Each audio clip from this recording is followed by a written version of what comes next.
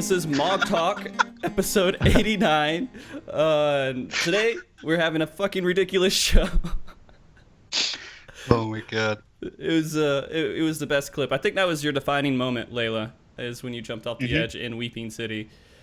I had never been there before. I had never seen that before. Nobody told me that there weren't rails. You didn't want people to tell you there weren't rails, though. It wasn't like a thing. I'm defending my integrity right now. Okay. Sorry. All right. So, guys, welcome to the show today. Again, this is MogTalk 89. Today, we are going to be speaking with members from Elysium and the World Racing team that we have here. Multiple teams, actually. VS and... I guess, what do you call yourself now, Layla? Like, you keep changing your name. What's the newest name for your group? It's That's a good question. We don't really have a name.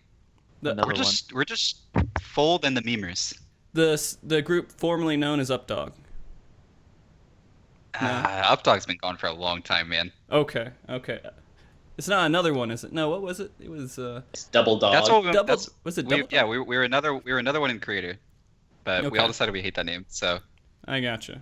we're just nothing right now. Nothing. You are WoW players right now, is what you're saying. Yeah. Okay. Well, we have these amazing guests on today. I'm really excited to go through the show because it's been a while since the race has happened, and we haven't really talked to you guys at all. But in the actual definition of world racing, you guys kind of, weird as it sounds, defined it going through 13 all the way until Creator, and still now you guys do. You are the NA champs. You guys have done, what was it, Gordius first, which was one of the most grueling world first. You've done Midas first, which was exciting to me. It wasn't as grueling as Gordius was. I thought it was enjoyable though. Huh? I thought it was enjoyable though. Yeah, it was enjoyable, right? And then we had the most recent one, which was the first time you guys have lost in a while. And I'm going to want to talk about that a little bit today, but before we jump into the meat of it... Of course you are. Yeah, of course we are. We're going to jump into it a lot. Why else are we here? So, Get grilled. if you guys are unfamiliar with MogTalk, by the way, we are a show that basically talks about anything from tugboat racing to savage rating to today, which is world first rating. And I'm going to introduce our guest here. We have two that have been on the show previous times, and then we have two that are new to the show. First, I want to introduce you to Gouka. Gouka, can you tell everyone kind of who you are and your experience with world first rating? Yeah. Right now, I am a face, and I am being punished for saying explicit things on air. And though I do during world progression, I sit back and I'm like, you need something? No? Great, got it. Oh, you need something now? Oh, okay, I'm there.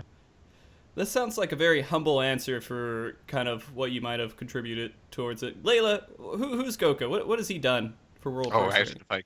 Goka's done a lot more than he gives himself credit for sometimes. Goka's sort of been when we first started Elysium, he had his own team that he was managing. Some of the members of my Midas team actually were members of Goka's Gordius team, and he managed them while also co-leading the FC, which was a pretty tall order for one individual. But from what I can tell, what he likes doing, he likes helping people and making sure things are managed well and done properly. So that's really who Gouka is. He's had quite a bit of experience from Final Coil and Gordius in the world prog scene. See, there you go, Gouka. That's exactly what you needed. That's all you had to say, man. I got you. Yeah. All right. I just had to call him. Now, Gouka, what I'm going to do is have you introduce Layla. So, Oh, God. Can you tell everyone who Layla is, Gouka?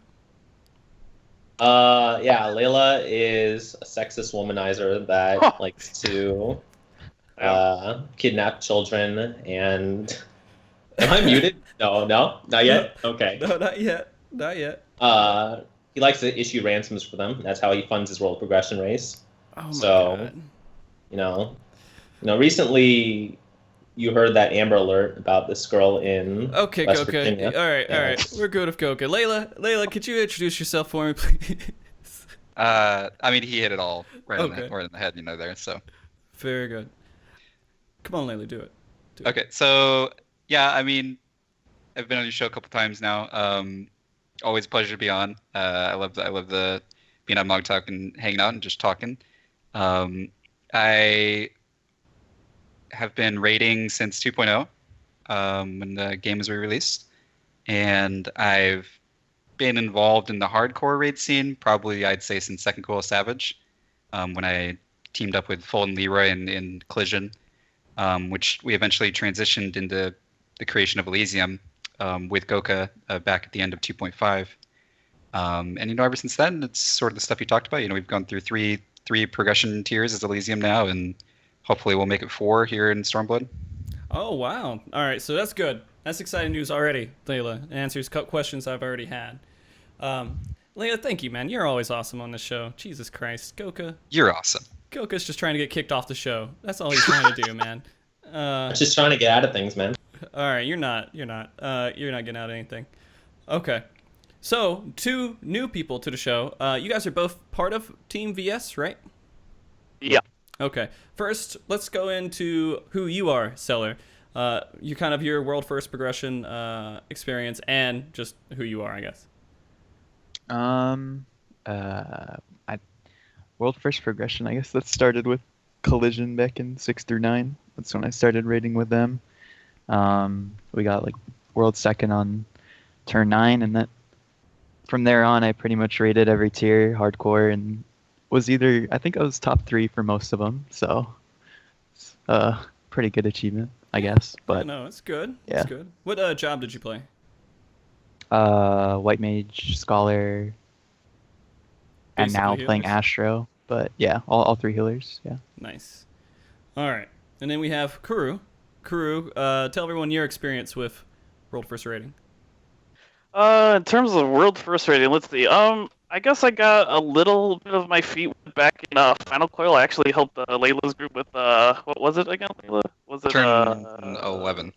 Turn 11, yeah. They just randomly called me and they're like, "You want to do turn 11?" I'm like, "Sure." I haven't even done it. I think on our 3rd pull we killed it, something like that. Yeah. Something like that. So in terms of with world first rating, that's kind of where I started. And then in Gordius, I had actually I led my own raid group, which definitely was not prepared for Gordius, but we tried the 16 hours for a couple days, and we did all right. We got the first 2 fights down. We weren't able to get A3S down. Well, that would be like Quickly. all you would need for world first in the last tier was 16 hours for 2 days. Yeah. Basically. Yeah. So. Then I joined a VS here, and got a good attempt at going for world first. I think we did top 5 in I like, think the you were first 4th. 3 fights. In like that. A12. You were first for a couple, I think 10, right? Oh, Yeah. I'm talking about for Midas. Oh, for Midas. Oh, okay. Yeah, sorry, Midas. Yeah, for Okay. Midas, that was a completely different VS. We had so many different players in there, so that was like my first real go at World First, and then here we are now in Curator, where we did, I think, decent, but You guys that's did my really experience. well. I don't know if decent really defines it. You guys did great. I mean, we didn't be angered, so Yeah. not good enough. You know what? That's the right kind of attitude to have. That's the right kind of attitude to have. Layla, how do you feel about VS? How do you feel about them? Well, the VS has been they've undergone like so many changes since their first, creation back a little bit before Gordius. I think the current VS did really well in Creator. I actually wasn't really playing the game very much during, I guess it'd be 3.3. So a lot of the new faces in VS, I didn't really even get to come in contact with or meet until recently. Some of them I've talked to for the first time at FanFest even. So because it's a team that's gone under so many changes so often that it was almost not even the same team. I understand that they don't even like referring to themselves as VS because they kind of are a different team. They're a new team. Mm-hmm. They aren't really the VS of old. Well, all right. So this is like the new team, sort of. Like this is new VS. Yeah, Pretty I think much. there's only 2 people that are the same from the old one, right? 2? Yeah, I think Just you Nepu and... and Alessandra are the only ones that are left from the original VS. Oh. Oh, and Yuna. I know Perez. Dude, old VS was fucking drama. Holy shit. Oh, really? We don't have to get into the drama. We don't have to get into the drama and all that. I'm sure people would want to hear the drama. This is a new team, and they did really well in Creator, and from what I can understand, it was on pretty.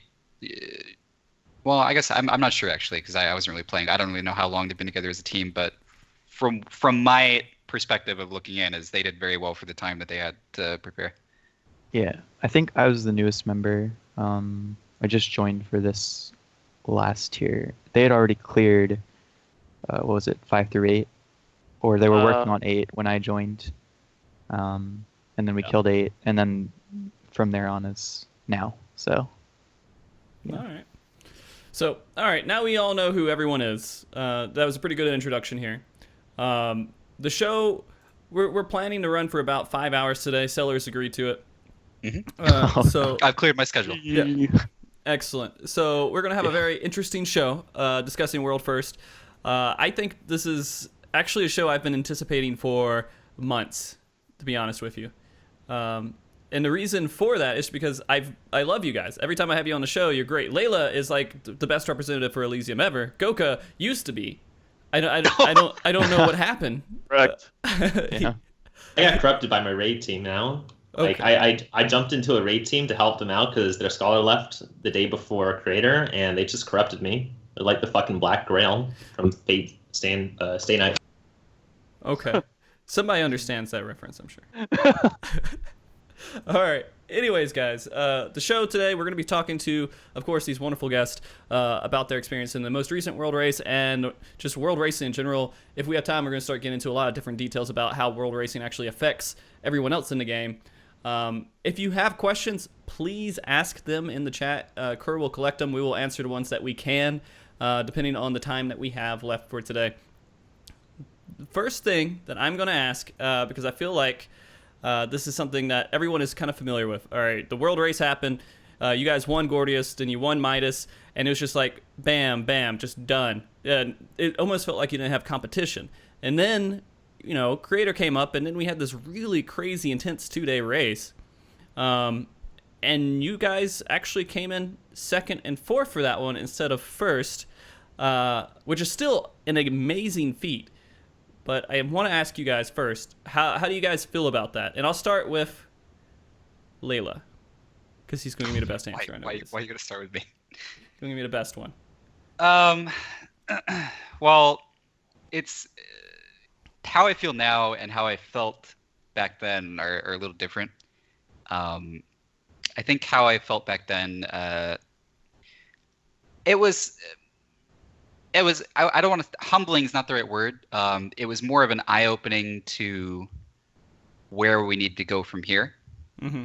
Or at least that's how me and my team took it. When you say there was no competition in Midas, I don't know if that's entirely accurate. We had at least maybe internationally there might have been less competition, but within our own FC we had some pretty close competition with Team K-pop for the first couple turns there in Midas, and that was really fun to have that kind of rivalry going on. Gordius, we had obviously the strong rivalry with Lucrezia, which is a story for its own show, right. In all honesty. And Creator, we had it wasn't as necessarily surprising competition because we actually knew how good Angered was, even though it was kind of laughable content. But when we were doing Nidhogg Extreme, when Nidhogg was released, they actually beat us to Nidhogg Extreme as well by I think 30 minutes or something. I can't remember. And that was kind of like a shocker to us, like, oh, this is another team from Europe that's actually pushing content and wants to push content quickly. So that was kind of like it made us aware that they were there and that they were wanting what we wanted. So that, I think, made us start preparing for 3.4 maybe a little bit with a little bit more interest than we were beforehand, because after A8 when with Midas,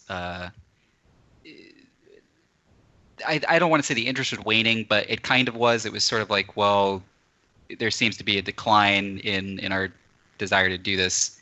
is this trend going to continue or is it not? So I myself took a break from the game, like I alluded to earlier, just because I wasn't really feeling it. But I think having that competition rise up overseas sort of renewed a lot of our interests again, and is probably one of the reasons that we focused on 3.4 as much as we did. Obviously, the ending of the story is we didn't get what we wanted, which was a creator win for a nice Heavensward sweep.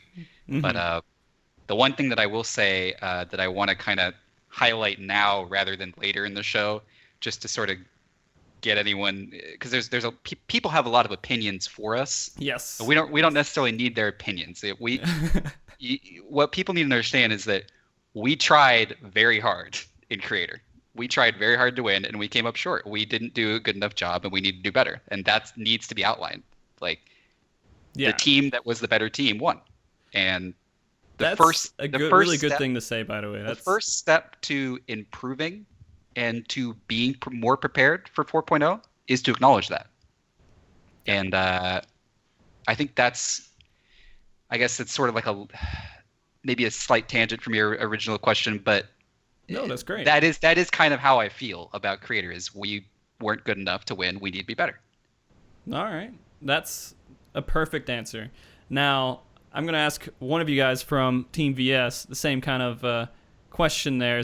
You guys kind of came up and you were going really hard. Like, you were ahead of Layla's team for the first couple turns, right?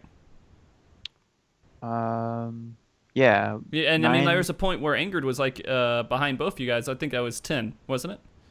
Yeah. Well, for 9 and 10, I think we killed both within like a minute of each other. They were we literally killed it, and then like a few seconds, like 30 seconds later, they were like, "Oh, it's dead." So it was pretty much. That's kind of funny, actually. On par. Yeah. Both of them were the same exact timings. And then 11 is when we kind of broke ahead, but that's only because we stayed up a little later than them, I think.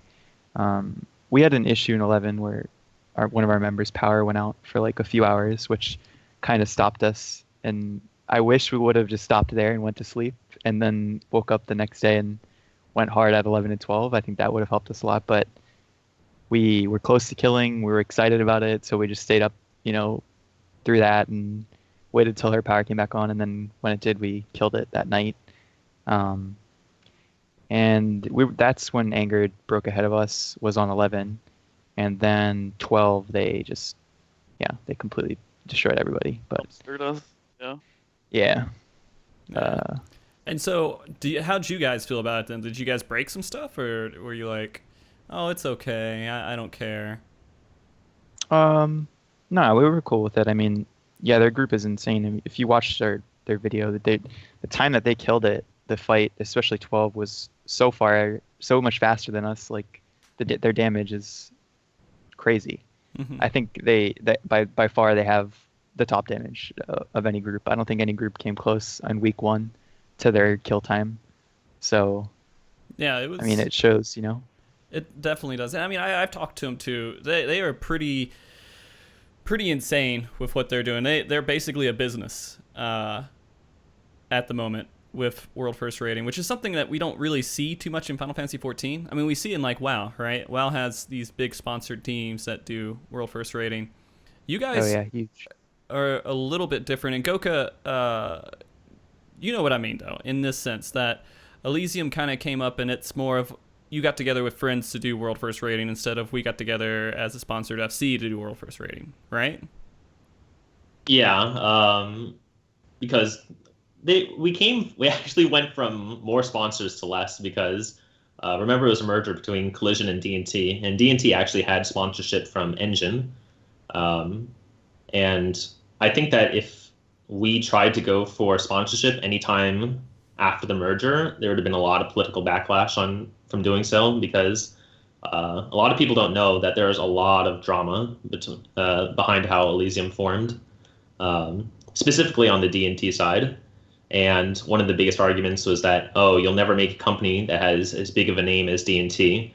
And the counter argument was always, well, we're not looking to, make a sponsorship name or a brand or anything like that. We're just trying to beat Lucrezia, to be honest.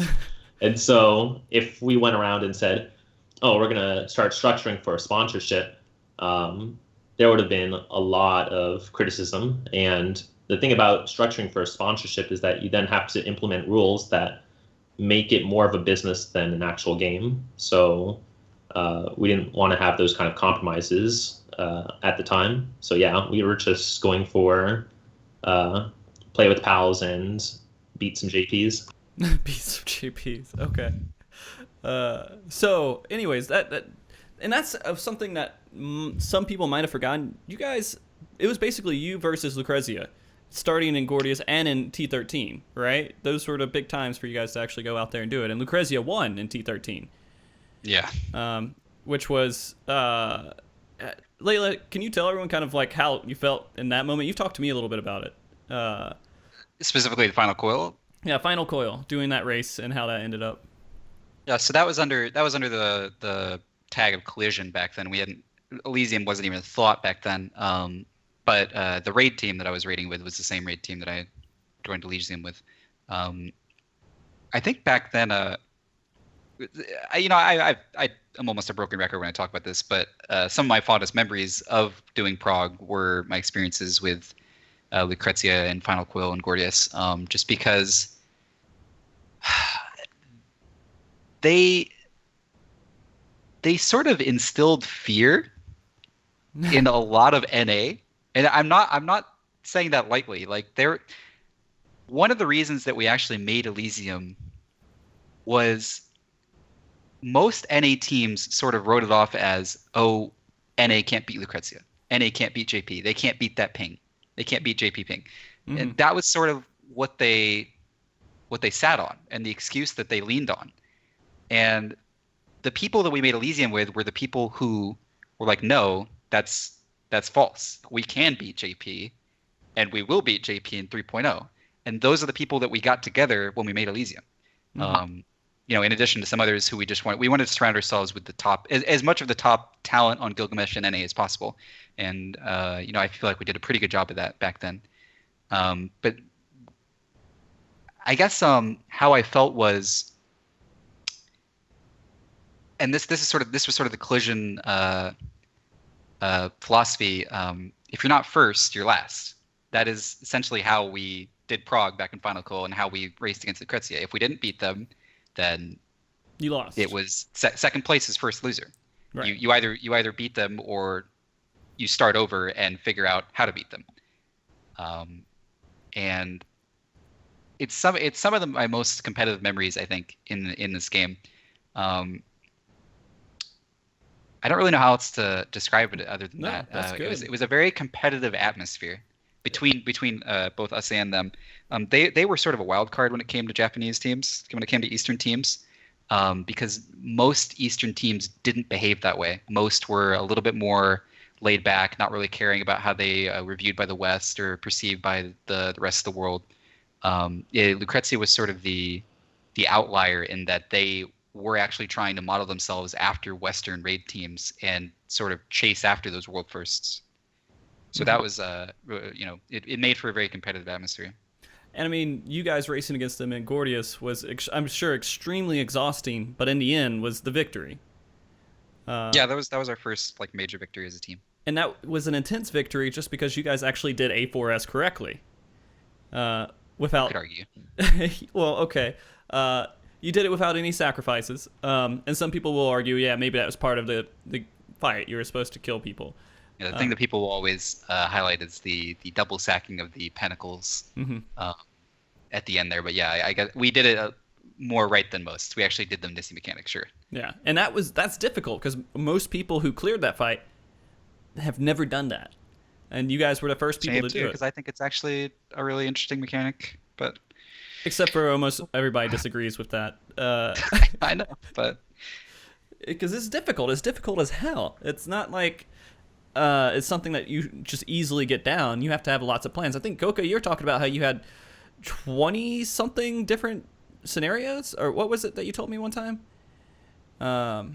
We were playing the Wait, did I tell you something? I think, well, you probably don't. I don't know if you remember or not. Maybe it was someone else. Oh, there was, you're referring to, based on the numbers of the variations that the pentacles can spawn. You could have like five red, 1 yellow, 4 yellow, 2 red. Like those variations actually changed your strategy for handling them. And there was something like we had 5 different scenarios for how to handle it. Yeah. Yeah. I mean, I guess that's not as bad. I was thinking 20 for some reason. I don't know what I'm talking about. But... No, it was an annoyance, but nothing that wasn't manageable. Okay. But then we go along in the story. That happens. Lucrezia breaks up. They're done. And that kind of relates to this most recent tier because basically a reformed Lucrezia made 3rd place on A12S, right? Yeah, Renos looks like put together some old faces in Dysnomia. Hello, I And, take credit for that. Did you actually? I I I'm PM'd actually him on aware of Twitter. And I said, "Hey, why don't you make a team? Stop being a bitch." Well, from what I gathered, I was reading there was, I guess, an interview done with Yoshi P, because where he actually apparently had a little bit more inside info than we did towards Renos' team. Apparently, he's been preparing that team for maybe even since the beginning of 3.3. So it was sort of an under the radar thing. They didn't want to make it a big thing. They didn't want to label themselves as a Lucrezia 2.0.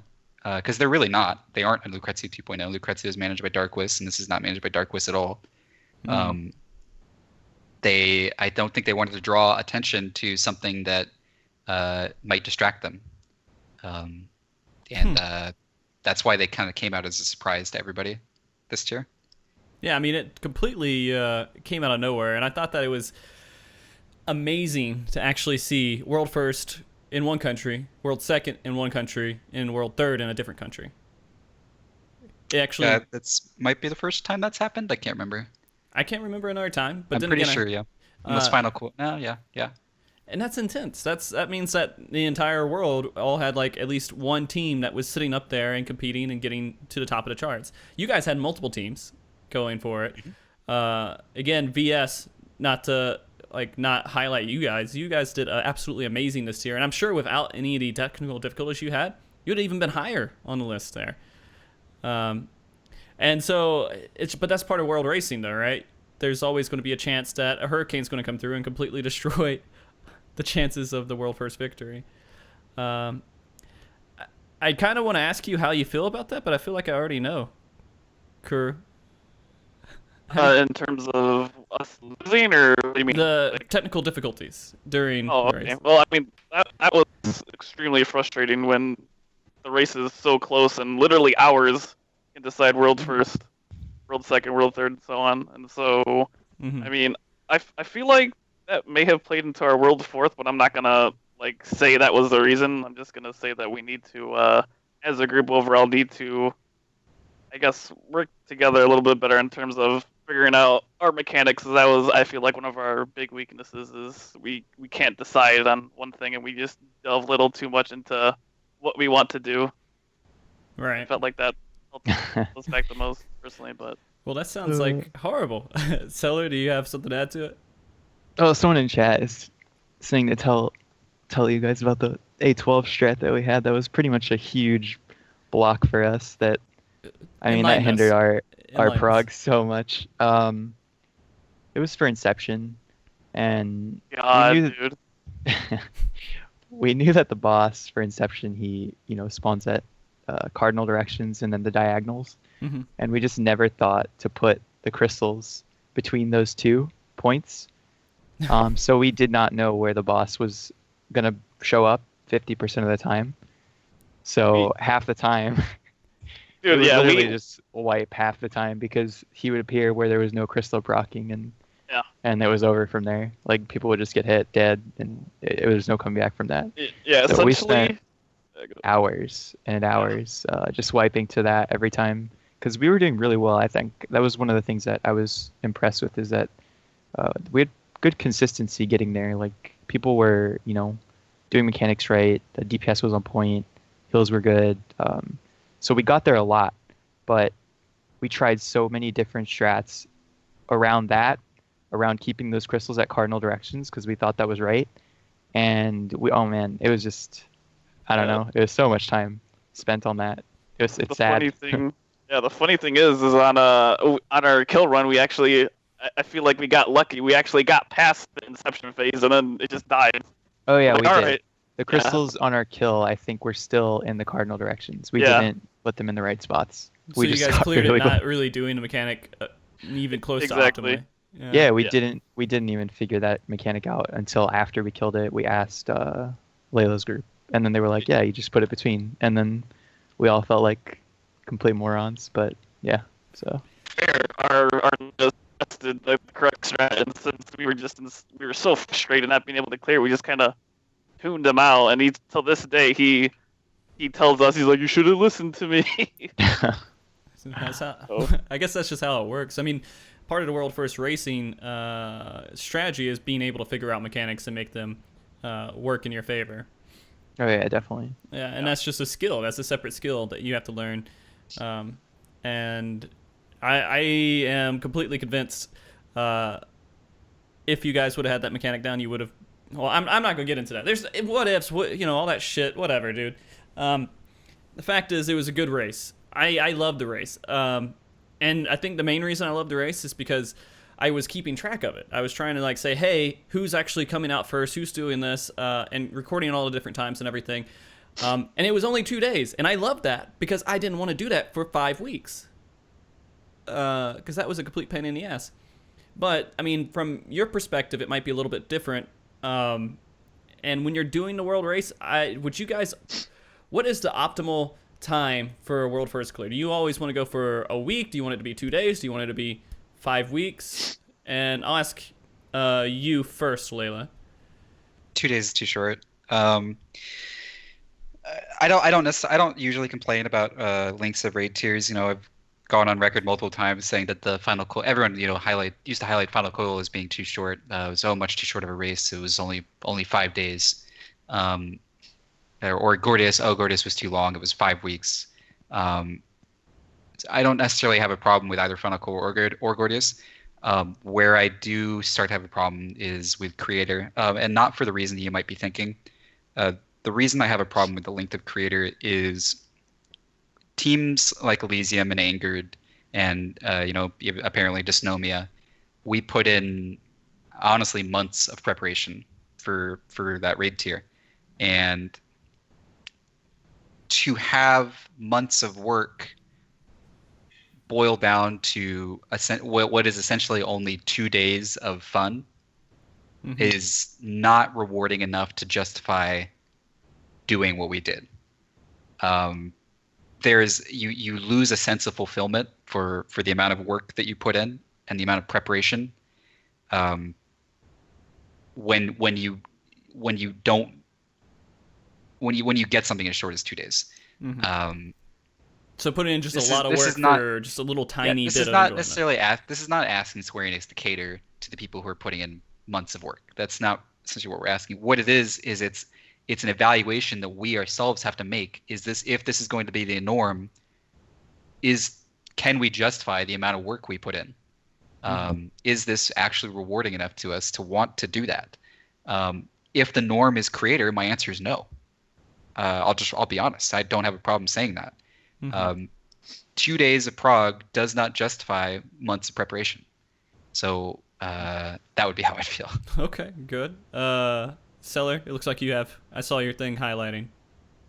Oh, yeah. I mean, I agree completely with what he said. I think it was way too short as well. I think the content was just a little too simple this time.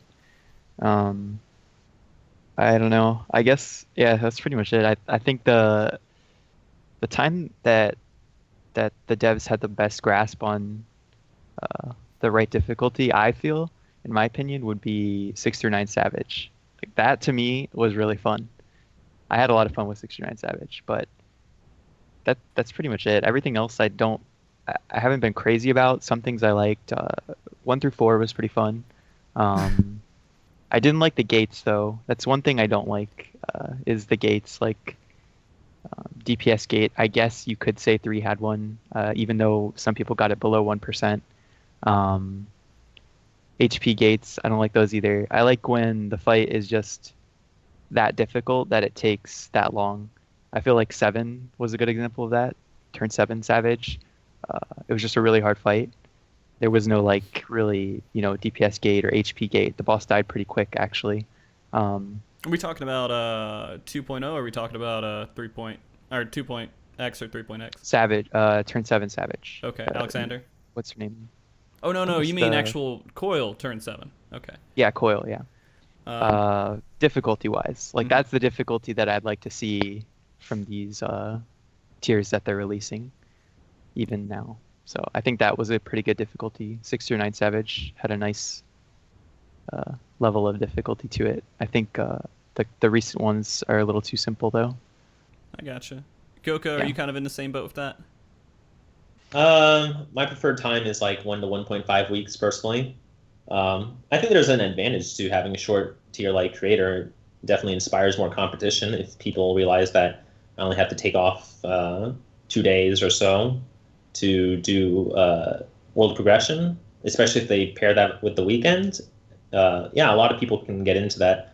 I think there is a problem of preparation, but also the thing about these type of things where it's like sprints instead of races. There are a lot of smaller things that you have to consider. So, this is going to be talking a little bit more personally about Elysium, but we try to treat every world progression team in Elysium very equally. And that comes at a big disadvantage during sprints because when you talk about things like crafted gear, for example, or even resource management, those things can get directed to single teams a lot easier than in an FC like Elysium, where we have to cater to multiple teams. One of the roadblocks for crafting in Elysium compared to Angered is who's going to get what first without creating a lot of drama. And for that, I think a lot of the crafters would do like one piece for this team, one piece for another team, and then try to deliver them at the same time. Whereas if you had one team, you can just pump it out and deliver them as you get them. And you only need a smaller amount of resources to do that. Even though we're on a big FC like Gilgamesh, the resources don't necessarily scale with the number of teams that we have. So things like Grand Company items, those things were a big rarity for us during progression this tier, and were one of the biggest frustrations.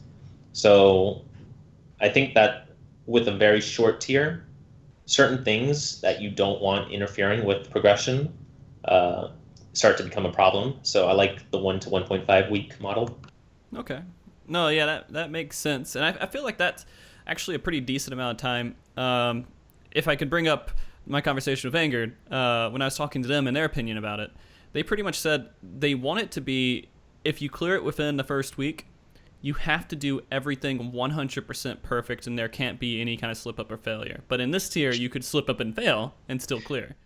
Yeah, I mean, I would agree. That's getting more into the side of tuning rather than gating for an arbitrary clear time. But tuning-wise, my ideal would be pretty much the same. I think I've said this a couple times, but I think that A3 Savage is some of the best tuning they've ever done in the game.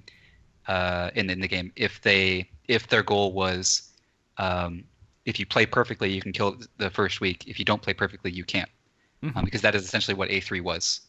I still to this day, and most of Team Updog will agree, that A3 was very killable week 1, and we honestly should have killed it week 1. We made a lot of misplays that cost us that 1% that we were missing. And hindsight's 2020, obviously, but I want to see an end boss tuned as tightly as A3 was. I really do. I think the biggest problem with A3 was that it was just that A3 and not A4. So yeah. that would be where my opinion lies, I guess. I want fights to never require weapons. Okay. And usually weapons signify the third week. There should never be a fight that is tuned around a tombstone weapon. A8 Savage, we obviously required weapons to kill it, but again, we feel that weapons weren't required. We required weapons to kill it, as in our team did not perform at a level that didn't require weapons. But the opportunity to kill it without weapons was there. We should have been able to kill A8 without weapons, and I think that A8 was another fight that they tuned very well. I think had A6 not had as many bugs as it did, I might even put Midas as my favorite tier ever. It's just that A6 unfortunately ruins a lot of it for me.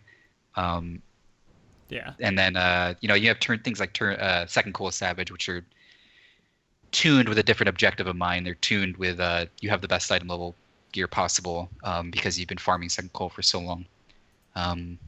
Right. So they're two different mindsets.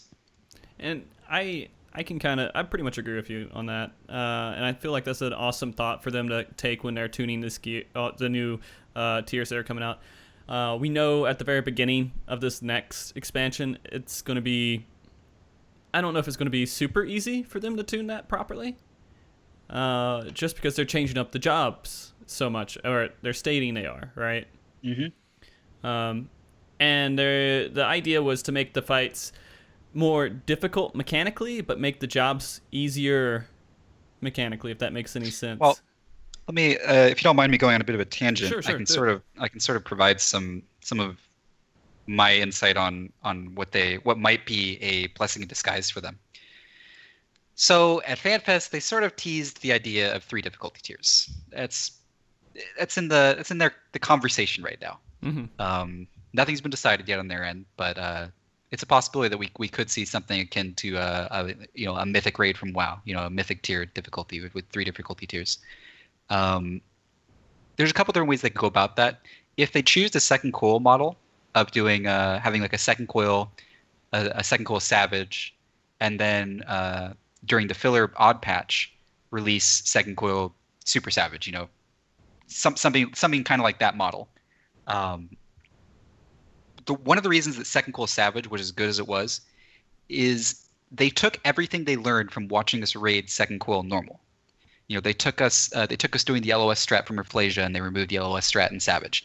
They took everything that made the Renaud timings hard in turn 7 and made them even more difficult in turn 7 Savage. They used that knowledge that from what the strategies that we developed to do second coil to help design second coil Savage. They had the tuning in place already before the fights were even designed, but then they looked at the strategies that were being done in normal mode and tweaked Savage to sort of make it so that those strategies weren't viable. You see that with turn 8 Savage, you see that with turn 6 Savage most notably. If you have a tier like 4.0 where you're going in and it's a little bit hard for them to gauge how classes are going to pan out, how party compositions are going to pan out, it is way too much to ask them to figure all that out on their own. Some of that we're going to figure out for them. And that's just how it's going to be. They can, if they go to a 3 difficulty tier similar to Second Coil Savage, they can use the knowledge they're going to gain from watching us raid that initial tier and design a super tier in 4.1 around that. And that may be the gold standard. That's that super 3rd difficulty. And I think that could be a really great solution for them going to 4.0. Okay. Just real quick, Gouka, Cellar, crew, do you guys kind of agree with that? Do you think that's great? That idea sounds amazing, because I think he's completely right on what made Second Coil Savage so good is that the 6 through 9 was already considered like a full fight. It was supposed to be a difficult fight, and then like you said, they took everything that they saw us doing and then just made it even harder, which made it so much fun. It was like they were completely new fights basically when they remade the Savages. So yeah, I think that'd be an amazing idea if they did something like that. Yeah. All right. Sounds good.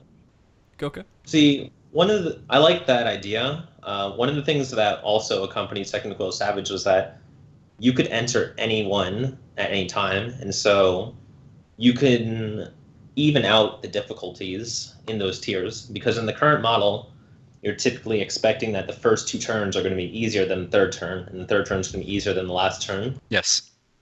And when you have a system like Second Coil Savage, you can start tuning things so that all of them are the same difficulty, and that extends the duration of content. Yes. And that makes it a lot more enjoyable. That was one of my But- favorite things about Second Coil Savage was that every fight was as difficult as the last. It felt like, maybe with the exception Yeah. of turn 9. Turn 9 was a little easy, but Yeah. Since everyone already had the gear, that's what I think allowed them to do that. Okay. Is just make it all even difficulty. yeah. Crew, I haven't seen yours light up in a second, so I'm going to ask you real quick if you're on board with that too. You can say yes or no, or you don't have to go. Yeah, I mean, you guys pretty much said exactly what I was thinking. Like, they need to, yeah, the multiple difficulties going on like that, and just do it exactly like Second Coil. But I gotcha. Okay, so I mean that kind of segues us into another topic here, which is basically where you guys are right now in the game due to what we currently have, and so the results of not having what they had in Second Coil and everything else. We have a 2-day race. We don't really have much. You guys are probably bored as fuck. Yeah. pretty much. Yeah. Let's talk to me last. Okay. So I'll start with you, Karu. How do you feel right now in the game, being at your point? We all know that this is like the 0.1% of the players that are out there, but just how do you feel at the moment with what the content is? Well, pretty much with the content we have now, I just log in for raid and do alts, and that's about it. Honestly, like I normally cap still, but I'm feeling like I don't even want to cap anymore my tomes. Well, Like, yeah, what's the typically- point, right? Yeah, I don't know. I just log in for raid now and then go play Overwatch pretty much with my time. I gotcha. Cellar? Yeah, it's the same. I think people are looking for other things to do with their spare time. There's not much to do right now. Mhm. So, I know a lot of EM we're playing WoW, Overwatch, League, everything else, MOBAs, all that stuff. But yeah, other than, logging in for rating, sales, whatever, there's not much. Okay. Yeah. And then Gouka, I know you have I've been- ERP that you take part in, and you don't. It keeps your time going. But can you go into It does. detail about kind of how you feel? Like right now, how do you feel about the content? Actually, right now I'm kind of taking a break from the content, and I'm playing Backstreet Boys 15 on the PS4. Okay. And after I finish doing that, I actually plan to be a little bit more involved in the game. Something with a content as this. Sorry, let me start over. With content this easy, one thing that will be easier to do is kind of just go into pugs and get people clears, which is something that I enjoyed doing during Final Coil. I was one of the few people that was very active during the downtime between Final Coil and the next expansion pack. Now that I'm playing a more muted role in the free company, I think I'll have the opportunity to do those kind of things because I'm not taken care of as much as I was before.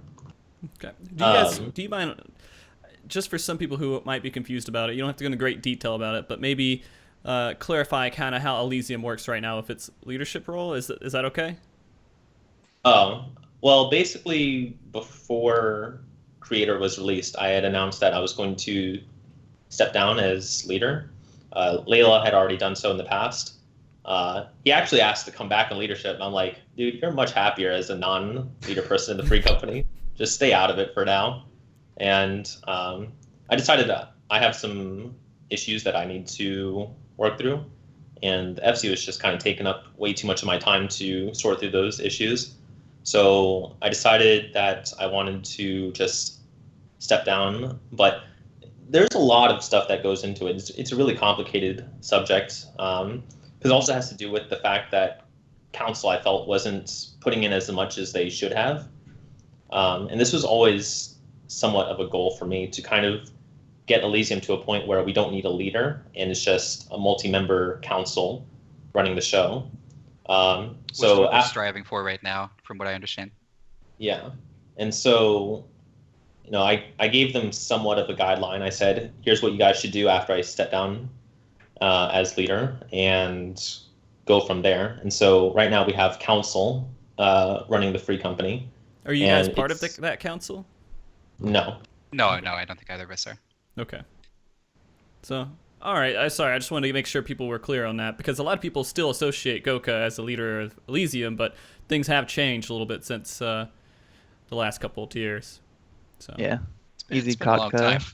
yeah. is currently leading. Who's currently leading? Not Easy easy Kotka. Kotka. Not easy Kotka. Easy Kaka.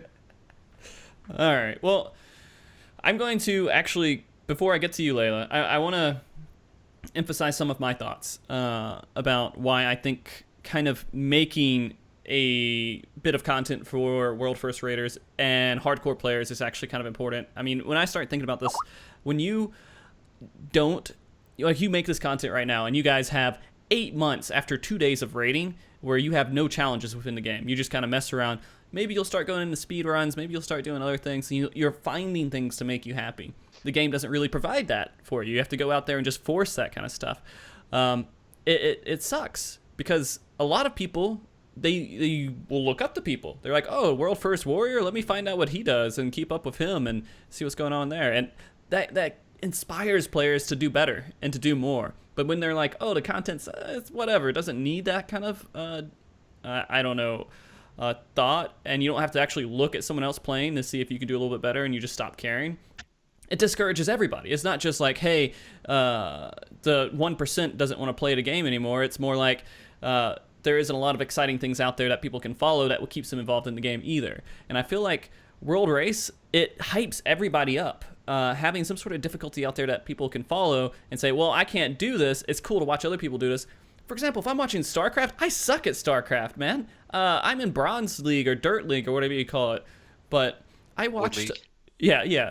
I've watched so many matches of StarCraft, and I followed it, and I loved it because it was super competitive. It was cool. I was like, oh, this is a really neat strategy that just came out of nowhere. Holy shit, what the hell? Did he actually use a 6-Zerg strat, and it got him all the way to the very end of the entire tournament? You know, these are things I could follow. And I know that goes into kind of competitive games and everything else, but this is competitive. World First Rating is competitive. It's not just some BS thing thrown out there. And so taking the inspiration for those players to keep going will hurt the entirety of the game and the population.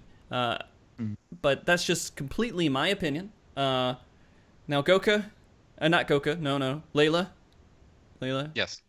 Go ahead and give your piece about the current state of the game with World Race content. Or just such a broad topic. So okay, so how you currently feel, how it's producing content for type of players that will go for hardcore world racing? Well, I don't necessarily have as much of a doomsday outlook as some of the people looking in do, which might be surprising. At the end of the day, this is a niche that we ourselves have created. It's not something that they provided to us, and we've never needed them to provide it for us. You know, we find our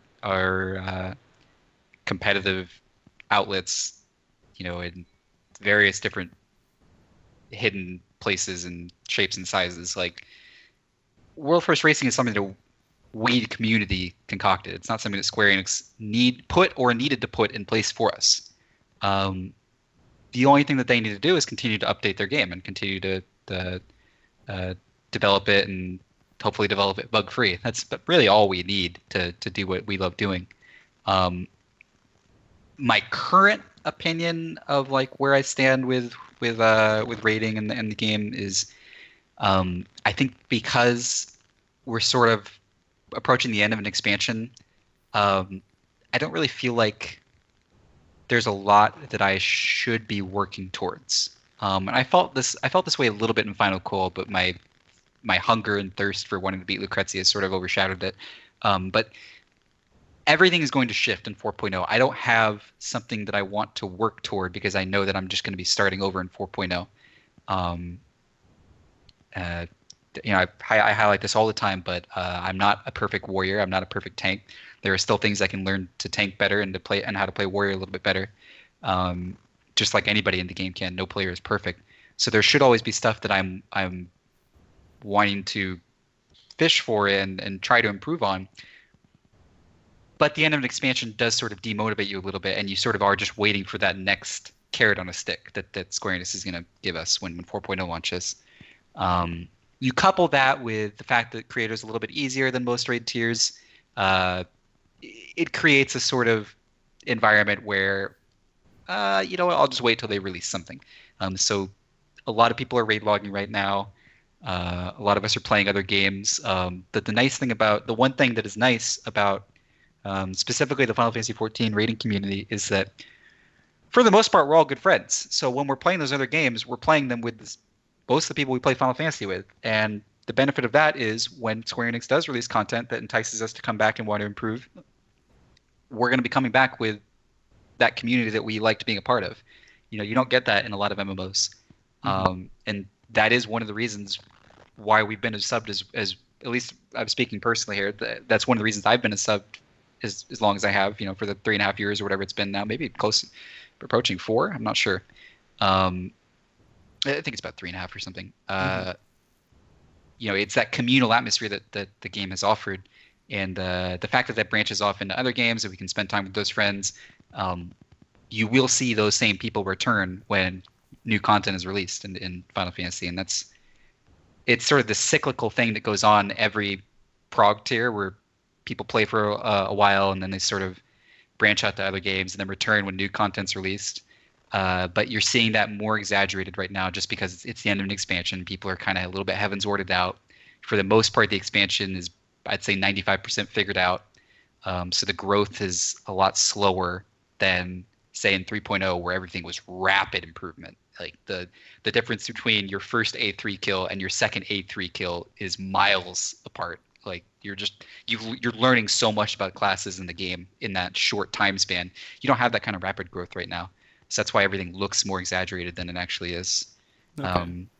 So you don't think it's as bad as maybe? I think it's more a product of timing than anything else. I think 4.0 is going to instill a lot of these people to come back. I know members of Updog are going to come back in 4.0. I don't know what their plans are, but I know that at least 2 of them are going to come back in 4.0. So you're gonna see a lot of faces of old and faces of now playing 4.0, and I don't think Square Enix necessarily needs to change much to entice that. What I think all that I would ask them to do, or them to focus on, is really pursue that idea of offering something during the filler patches. I think that's the one thing that Raiders have sort of unanimously stated that they would want and appreciate, is something that entices them to push themselves during the filler patches, because we, outside of Second Goal Savage, have not had that. Okay. Cellar, I see your thing lighting up a good bit. Are you want to throw in your 2 cents? Oh yes, I've got sniffles too, but yeah, I think everything you said is accurate, but I do think that it is an issue. I mean, that people aren't playing the game. It's not even that far into this patch, and people are already kind of bored with it. Well, I mean, I'm gonna use WoW as an example. Okay, go ahead. Because I think what they did this time around with Legion was so good on keeping people playing the game. Because even for myself by now in Legion, once I clear the content in WoW, most people come back for an expansion in WoW. They play the game again, they raid maybe, and then they'd start raid logging just like they would in Final Fantasy. At least that's my experience in hardcore raiding, and that's what I always used to do. But in Legion, just the things that they implemented in the game, it makes you want to keep playing the game. Like Mythic Keystones is one of the big things. The artifact weapon, the fact that it's required for everyone, the hardcore raids, to do these things with their weapon, which takes a large amount of time to do, but there's fun ways of doing it. It's not super tasking or boring or anything like that. I think something like that could really help the game and keep people playing it, even this far into patches or expansions or whatever. Yeah, so that's my take on it. I think they just need to come up with something super creative, kind of like WoW did, I guess, with artifact weapons and mythic keystones to keep format people... content would be really nice. Yeah.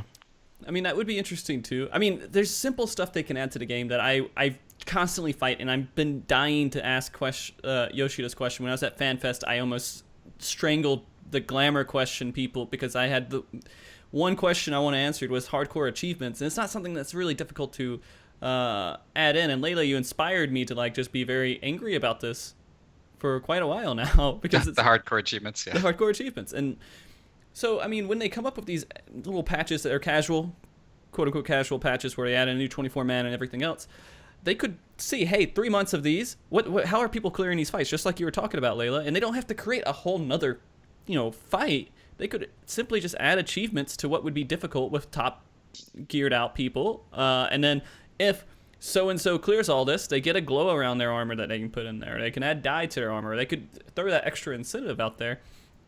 And it's all you're doing is adding in, again, like you were talking about, Layla, these flags after analyzing how these fights are being cleared.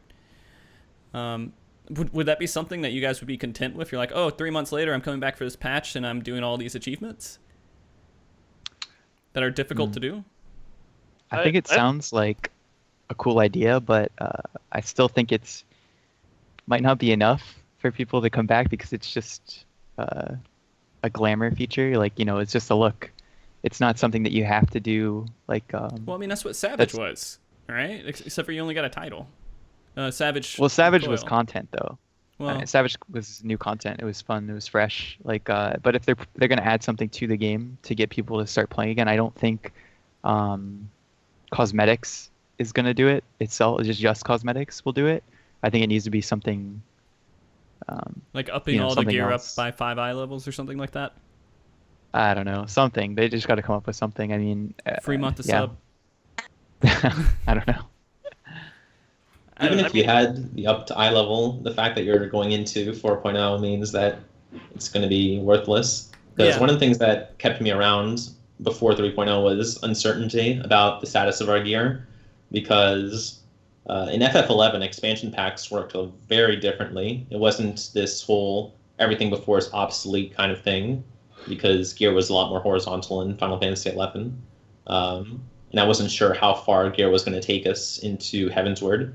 So I made sure to farm up gear, not just for my main job, but for pretty much every job, because one of my goals going into Heavensward was to have played every job at a raid level so that I could understand them.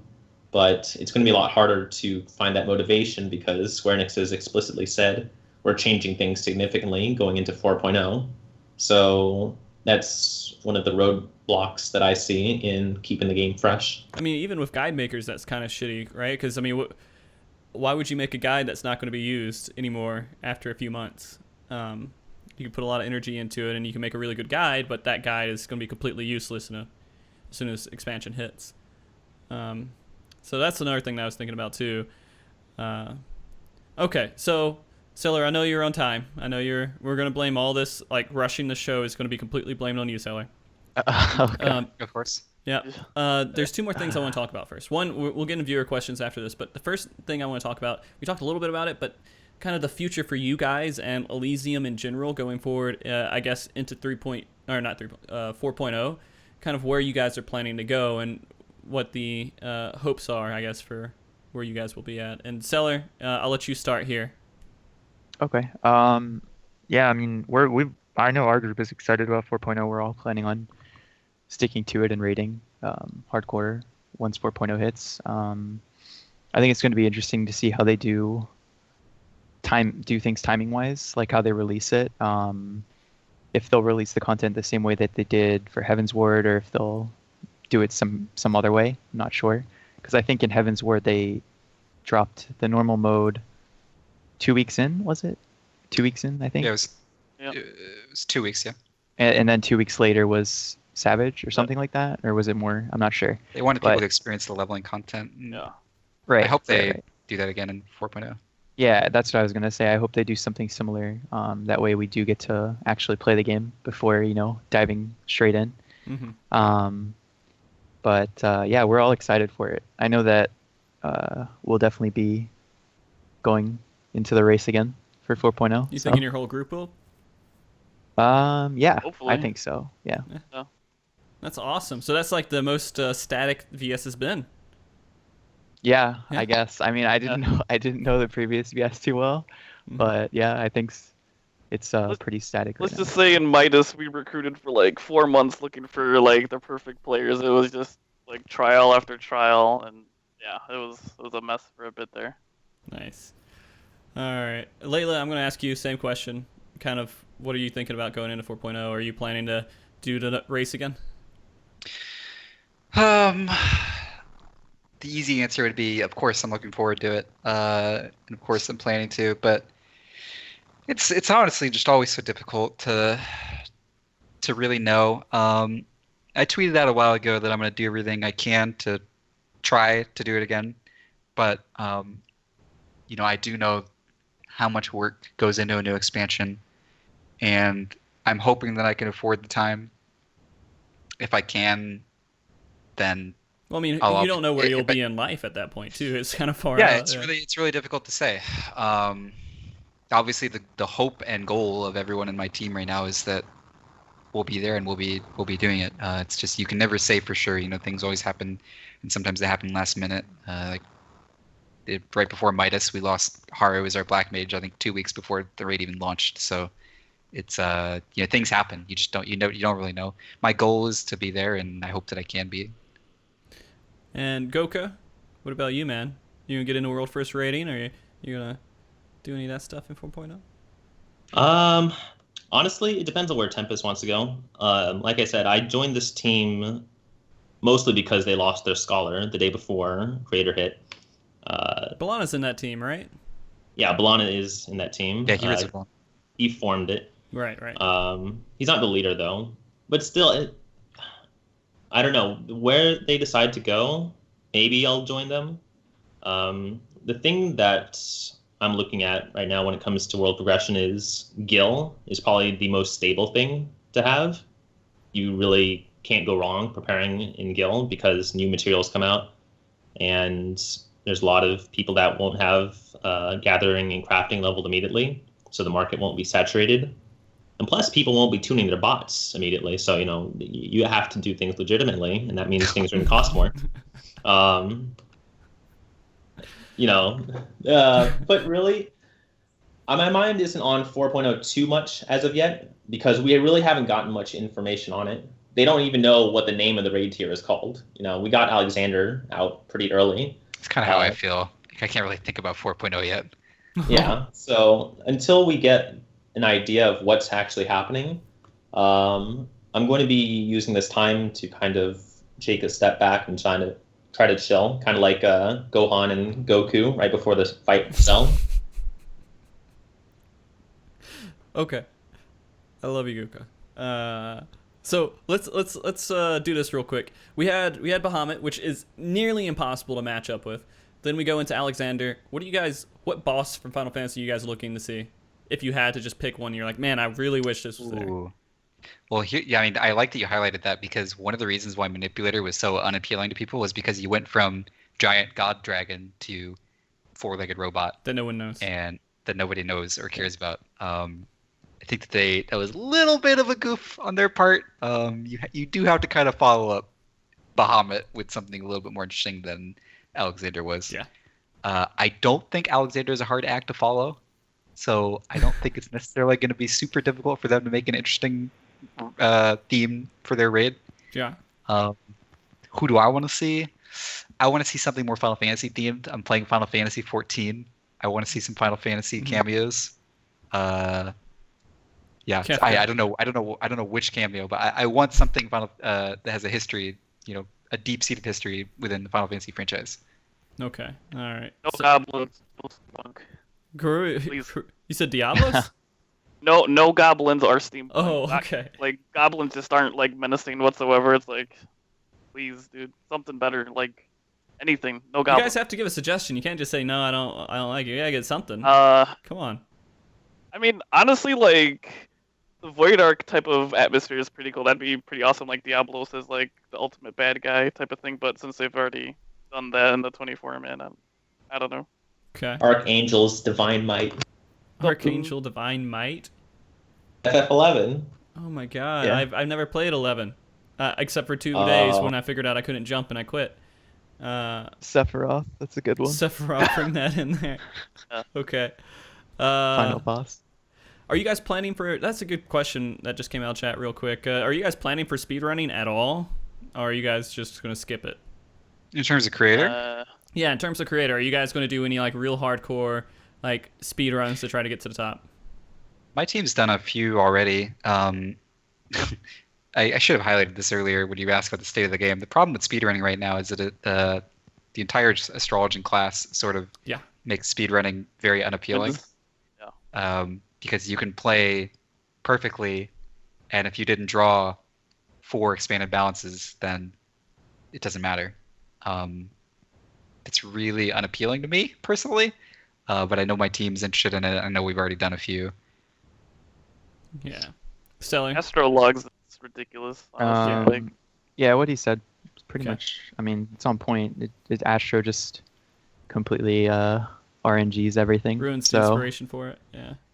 Yeah, our group I know is not. I mean, we don't really do much speedrunning. We do other things that for currency, like sales and stuff like that, for Gil and such. So we don't really have much time for speedrunning these days. I With guess the time you allow that your interest will hold, I guess. Yeah, exactly. So that's pretty much our situation. All right, Cellar, are you going to stick around for some of these questions? I told her I'd be a little late, so I can. Okay. A little For a late's little like bit an longer. hour, right? It's like 30 minutes. Okay. All right, Yeah. so I'm going to go through some of these questions so we can kind of shotgun through them. And sorry if we don't get to all your questions, guys. I'm going to try to get the most relevant questions I can towards the discussion. I guess this is a really good relevant one for Vana14. Do you know where the name Gouka Mekayuku, is that how you say it, came from? Gouka Mekiyaku. Gouka Mekayuku. Hiyaku is or what is Rosie called me? Goku make walk something like that. Oh, waka waka. Goki waka, Makwaka. I think that's just the sound she makes when she hears my voice. Oh, okay. Where did it come from, Goku? Goku. It like my friend Kakashi from Angered comes from Naruto because we're both a bunch of fucking weebs. Perfect. That was a Simple and easy. Naruto thing? It's a Naruto thing. Google it. I actually It's met Naruto. someone. I met someone in a dungeon who's like a huge Naruto fan, and it was in Orm Vale, and he would just not shut up about it. He was like, "Oh my god!" No, he literally said this. He said, "Oh my god, I can't believe I met another person that's watched Naruto." And I'm just sitting here thinking, "Are you kidding me?" Wait, what? You say that, but you're the one with the Naruto name. I mean, like, What do is you that really have from? much defense here? Yeah, what is what in Naruto is that from? It's a move used by Madara Uchiha in episode What is that? 376. He knows the Alright. episode. Like, I'm I'm just bullshitting it. That's too far in. Okay. So let's go to this next question. It's a little bit more serious. Point it towards Layla from Vidu. Do you think having the world race last 2 to 3 weeks is an advantage to you, considering that fatigue becomes a bigger factor? Do you think that you have, I guess, better fatigue resistance, Layla? That's an interesting question. Certainly not the first time it's been asked either. I think historically, yeah, I think Elysium as a whole shines in longer progression cycles, mostly due to the fact that we're really experienced in those. We have a little bit more experience than our competition in like long progression cycles. So we 100% do have an advantage in that aspect. Unfortunately, you have to have the whole package though. If you want something like a Heavensward sweep, you have to have the whole package, and we came up a little bit short on having the whole package. Okay. So, all right, that's a good answer. What about I'm going to extend it though real quick to Cellar to kind of increase his time here. Cellar, do you think if it was a longer raid tier, you'd have a better chance than a lot of the other teams out there?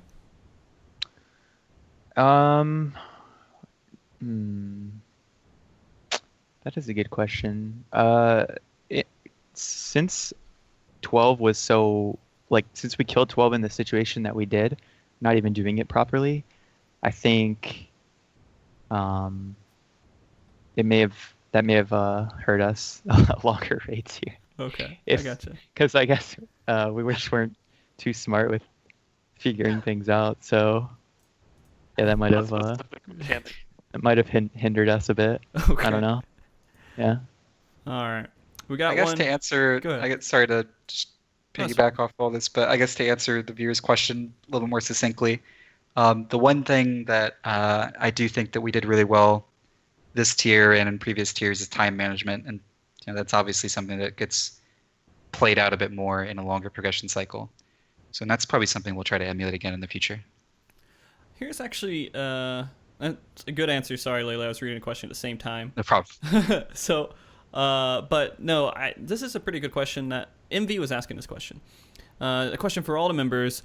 Should a dev team kind of release the jobs a little early? And the only reason they're saying this is, you know how WoW kind of does their patches, where they update the patch and they update the entire game before the expansion comes out, basically, right? Demon Hunters were released before Legion even launched. Yeah, and so that was part of the question here too. Is just saying, should Final Fantasy XIV, the developers, do that for pre-order bonuses or something of that sort? I don't know about a pre-order bonus, but just in general. I don't think the idea has many negatives. But I also think that if they don't choose to do that, then as so long as they give us a 2-week grace period before the raid comes out, it'll be fine. But I would very much prefer, something like what WoW did with the Demon Hunters and Legion, where they just release them in sort of like a Legion pre-patch. If we get a Stormblood pre-patch that released some of the classes with maybe some of their entry-level class quests, that would be a fun thing to get started. Fun way to start learning your job. Yeah, I mean, it's an interesting thought, because I know WoW does that a lot with their expansions, is that all the information is released beforehand, and if you have the expansion purchase, maybe you get some of the benefits, I guess. I don't know, just because it's have dangerous territory. Yeah, it's weird, I guess. I don't know how it works for WoW, but one of the problems with that with 14 is that they try to take you through the new areas as you level up. So I'm not sure if you get to go to the new areas when they release Demon Hunter and WoW, but if you try to do that in 14, it was its own separate thing. Mm-hmm. Well, I mean, the thing is, to get Dark Knight, Machinist, and Astrologian, you have to go through. Yeah, you have to have the expansion and be. That's probably why they won't do that. Yeah. I think they should. I think that helps a lot with figuring out what you're gonna play during the upcoming raids and stuff like that. I think that was actually one of the things that I didn't like that they did with Astro. With the patch was the freaking 30% balance, boosted balance, 20% balance, normal. I don't think that they should ever do that with a patch like that. That's such a huge difference. I mean, it's way too big to do with a raid patch, brand new raiding. I didn't even know about it because I didn't read the patch notes until we were already in prog. So yeah, I just job changes should never accompany major raid patches. It is the thing that Square Enix continues to do, and it is the dumbest thing I ever seen. Yeah, that's pretty much it. I mean, that's for every game though. Even shooters and stuff in Overwatch, people's characters get nerfed before huge tournaments. It's such a tilter. No, that reminds me it because shouldn't StarCraft happen, did that too. But it does. Yeah. I mean, and it's just the nature of MMOs and MMO hardcore rating, and this has been a thing that every developing company struggles with. One of the best ways they can sort of trial these changes is, unfortunately, in their new raid content. And sometimes they will release changes to see how they pan out and sort of let us do the testing, and then adjust based off that. They'll have a little bit more useful data during a progression raid environment than they would during a downtime patch. It's just the unfortunate nature of hardcore raiding, and it's just something that raiders have to be prepared for. I don't see it changing very starkly. Okay. So I'm going to go into these next questions. People are directing a lot of questions towards you, Layla, by the way. Maybe they like you or something. It's my sultry voice, right? Yeah, that's probably what it is.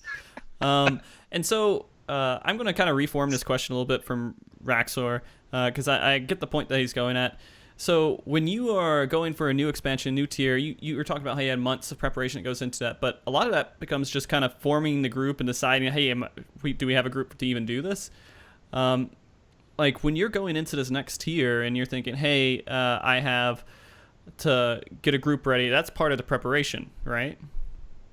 Kind of. And when I was talking about months of preparation, I wasn't even necessarily referring to creator because, like I said, I sort of took a bit of a break during 3.3. But I'm more speaking overall, just a hardcore rating in general, the teams that win are the teams that put in the preparation. And the teams that put in the preparation, they're doing so because they want that sense of fulfillment at the end. That's kind of what everybody's doing it for. It's a fulfilling feeling. You work for something and then you receive fulfillment. Mm-hmm. That feeling was a little bit absent in a 2-day tier. So that was sort of the negative surrounding it. I think one of the idea. I mean, it's funny that he highlights getting a team together, because the ideal is that you don't have to get a team together. The ideal is what happened in Gordius. You take an already established team that's already been through trials and struggles and has come out stronger as a result. You take that team into a tier. That's the ideal. That doesn't always happen because people have real life issues that come up and they have to take a break from the game. But that's kind of the ideal. That you sort of want to avoid having to remake a team, reform a team as much as you can. All right. So next couple of questions here aren't too super serious. One's from Vagrant. He was actually referring to you meeting Yoshi. What kind of reaction did Yoshi P have when he met you guys and in Elysium? Was he like, oh, I know you guys? Did he have any questions for you? Did he say anything to you, or was it just like, oh, cool? I don't know if he recognized this by face, but he was familiar with Elysium. He's talked about Elysium in the past, and some of the letters from Producer Live that he does on the forums. He was kind of joyed, I think. There were a couple people probably in chat that were there with me when that picture was taken and when we met up with Yoshi. There's actually a funny backstory to that picture that I don't know if we have time for. Maybe like a 5-minute story. It's Cellar. Cellar's the one holding us up, so I mean. Oh, go ahead. Okay, well, I'll go into it real quick. Okay. So we there's the signature board that I'm holding in that picture with what it is. It's essentially members of Elysium and friends on the top half of the board, and on the bottom half of the board we have some of the major names in Square Enix. There we had Yoshida, Foxclon, Soken. We found Susan to our delight. We didn't get Koji, and I will forever regret not finding Koji to get him to sign the board, but maybe in the future. But the issue we ran into is we could not for the life of us find a time where Yoshida wasn't busy, because he was super busy all weekend, and we didn't have his signature yet. And we would have been really, really disappointed if we left FanFest without getting Yoshida's signature on our board. So I was depressed. I was moping around the hotel, and we had all the signatures but Yoshida's, and I get a PM on Twitter from Lemon saying, where are you right now? We're down in the casino playing blackjack with Yoshi. And I'm like, what? Hold on, pause. Tell him to wait there. I'm on my way. So I sprint across the hotel, and then I get there, and I'm like, okay, we need to stall him because we need to get the board to sign. So in an expert stall tactic, MVP of the night, Balana, sat down and played blackjack with Yoshi for a good, I don't know, what was it, like 30 minutes to stall him while we ran upstairs to our hotel room to get the signature board. So somebody, I think it was Sardigan, sprinted all the way up to the hotel room, grabbed the board, then came all the way back down. And as he was leaving, I caught him and asked him if he wouldn't mind taking a few minutes to sign our board and stuff. And then I introduced myself and the rest of Elysium that was standing there. And he recognized us, and maybe not by face, but by name. And I believe the exact words he said to me was, "Oh, you guys strong." And I'm like, no. I'm like, "Oh yeah, thank you." Nice. Thank you. And then we got the picture, and it was awesome. That is. Who got to keep the poster? Just. Right now, it's in Balana's hands. Okay. Did he frame it? Me and him are actually in discussion right now, deciding how we want to frame it, because it's like this weird material that we're not exactly sure how we want to frame yet. So we're trying to find something that's a suitable frame for it. Might do like a glass frame or something. Nice. All right. So we'll get into these last couple questions real quick. Ideal wants to know, does Fold really have wings in real life? Yes. Okay. Yeah. All right. Under his armpit. Can confirm. Sorry, quick vision of that. All right, Exort. Question: what do you guys eat during raid? Eggs. Ramen, Lots water. of fruit. Last time it was a lot of Lunchables. I was unprepared, so Hey, which Lunchables, Cellar? there was turkey cheddar. One was with Swiss, I think ham and Swiss. Yeah, lots of Lunchables. You They're don't just even have super- pizza in that list. You're dead to me. No, I didn't do those. Just little leave the pizza free ones, company dude. right now. Those are so gross. Are you guys gonna invest in cup noodles now for next year? Yes. Yes. Of course. Dude, those take time to prepare. Lunchables, you just bust it open and you're done. That's It's not good. even a why. meal, man. Yeah, it's They something. get you by. They get you by. It was just Lunchables and coffee, so yeah, Yeah, stay aliveables. basically. Survivable. Yeah. Okay. So I think that's pretty good. I know you guys are running short on time, and I'm really glad we had this show. It felt like an awesome show to me, and I hope you guys kind of maybe enjoyed your time a little bit on the show. I don't know. But I it had a miserable time. oh shit again. Yep. It's always a treat. But before we leave, of course, I want you guys all to be able to do your own shout outs to everybody. Gouka, would you like to do shout outs? Yeah. Shout out to my free company, obviously, and people in Kodomo no Kickstarter, because we helped fund the translation of Kodomo no G-Con, which is a pedophile manga for American readers. Shout outs to Blue Garter forums. Oh my I didn't do God. them last time. Yeah. Very good no, they- way to end this. Right here, Gouka.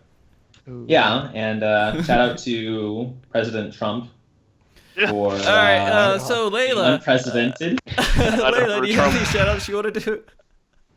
We're not doing that. We're not doing a political show here, Gouka. Come on, man. I'd like to shout out Elysium, obviously. We've done 3 tiers now as an FC, and we've survived somehow. So pat yourselves on the back for that. Hope we can continue to grow in Stormblood. And that's one of the reasons why I am invested and have stuck around that in the community, is I want RFC to continue to grow. And shout out to World of Warcraft for keeping us all entertained during this downtime. And yeah, shout out to Frosty for another great episode of MogTalk. And I hope that you'll have us on again in the future. I'll have you on. Maybe Cellar. Kuru, maybe. But yeah. Yeah. Gouka, you son of a bitch. Never Gouka. All right, and Cellar, any shout outs you want to do? Yeah. Shout out to Lotus, Pauta, my homies, my mom, and that's Is she it. the one who gave you the lunch? Whoa. No, I Okay. bought those myself, but she did give birth to me, so That's very nice of her. yeah. Okay. Kuru. Shout out to EM. Shout out to VS because Cellar wouldn't even shout out his own raid group. Wow. Shout out to the Dragoon Brothers and VS. You guys know who you are. Shout out to President Replay, best grill rotator in the world. Get us that Wendy's sponsorship, Perez. Let's go. And shout out to my mom also. Hi, Mom. Yep. You Uh, watching? That is gonna happen, by the way, just so you know. Yeah. Come 4.0, we're gonna be sponsored by Wendy's. Wendy's, yeah. dude, I want to get sponsored. Are you familiar with a company called Yao? It's like YEO. They make like soy milk and they make this little tea drinks and stuff like that. Do you guys know what I'm talking That's about? that's the Japanese manga where the guys like kiss each other, right? No, that's Yaoi. Jesus Christ. All We're right. gonna. Guys, again, thank you so much for coming on the show. I really appreciate it. Cellar crew, I know it's your first time coming on here. I appreciate you coming on and having a Yep. good time here with us. Layla, you're absolutely amazing, and one day I might start doing funds just to have flights to go drink at a bar with you at Denny's at some point. Please. Yeah. You flatter me. Let me know when to go. We'll definitely do it. Gouka, I appreciate you being here and surprising us with your wonderful commentary. Very colorful. No problem. Yeah. And guys, thank you everyone who's watching the show. This was definitely one of my favorite shows I've done in a while. Again, all my other shows, not to discredit them, they're wonderful too, of course, right? Yeah. But this was great. I've been looking forward to having you guys come on and just talk all with his me. shows equally. Yeah, all of them very equally. That's what my mom used to tell me. Oh, I'm sure your siblings were very equal to you. Did you have siblings, Layla? Yeah, I have a brother. Okay. And is he better than you? In some things. Okay. So you guys are kind of like equals. Sure. Okay. I'll go with that. Okay. Very good. Just want to do that tangent real quick. So again, guys, thank you for watching. Thank you, Kerr, for keeping the chat somewhat in line and helping getting the questions, and all the other moderators that may have been around helping out as well. Thank you, Blazana, for doing the artwork, the layout for the show, the logo we have here. And thank you, Andre Kane, who never probably watched the show ever, but gave me permission to use his song cover at the very beginning of the show a long time ago. There's a funny story about that. I was using it without his permission for a long time because someone gave it to me, claiming they made it, but they didn't make it. And then I actually found out he made it, and I went to him personally, and he was like, oh, it's cool. So that all being said, we are doing a kind of back-to-back show today. Unchained is coming up right after this. They are starting up right now, and he's going to get all this stuff together. And we are actually going to host him for his Unchained episode. If you guys like Xeno, or you like any of his friends, they're all really awesome hardcore players, you guys should definitely tune into that. You guys want to do your awkward waving with me, even though I don't see you? I promise I'm waving at the monitor right now. Aww. Yeah, same. All right. Same. Thank you guys for watching. Remember to always be good, keep cool, and stay frosty.